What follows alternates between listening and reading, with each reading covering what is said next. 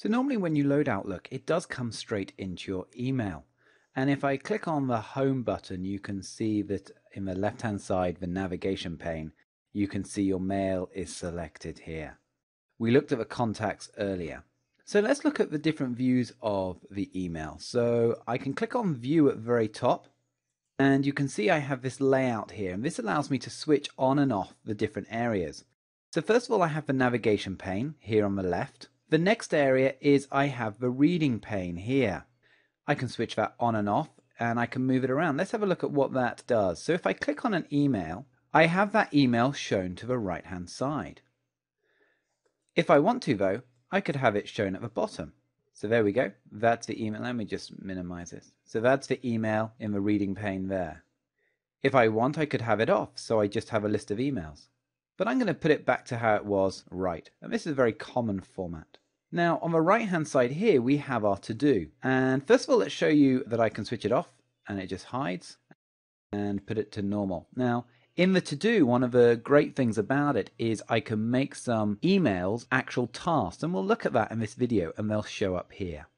Finally, we've got the people pane. And the people pane just here, I just minimized it so that we could see the reading pane a little bit clearer. And now I've just brought it back. So here's the people pane. It will tell me all about the person who sent that email, depending on what information they have. So those are the different views. So my personal preference is actually to minimize the actual people pane. And you can see this to do to the right. Well, I can either minimize it here, or I can come here into the toolbar and minimize it. There we go. Now let's look at the core folders within any email. So this isn't necessarily Outlook, this is most email programs. They all follow a similar approach. The first thing they have is an inbox. Here is my inbox here. And you can see that it has the number 5, which tells me I have 5 unread emails.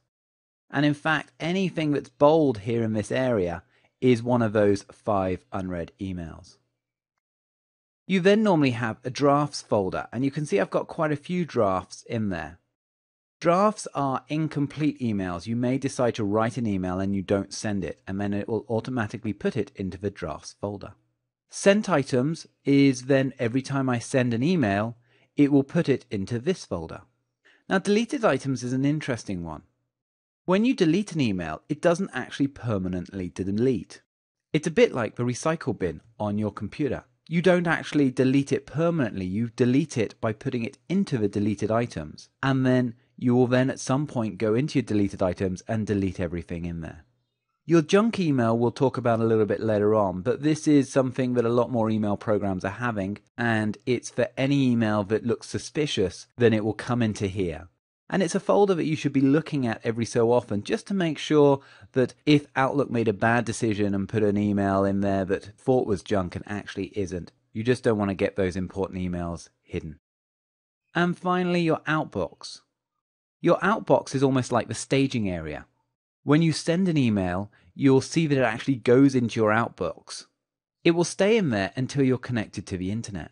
If you're permanently connected to the internet, then it won't stay in there for very long. It will go in there and literally send, then appear in your sent items. But if you're not connected to the internet, the email will sit in here until it detects an internet connection. Some of the other folders we'll look at in a little bit later, but those are the core folders within any email.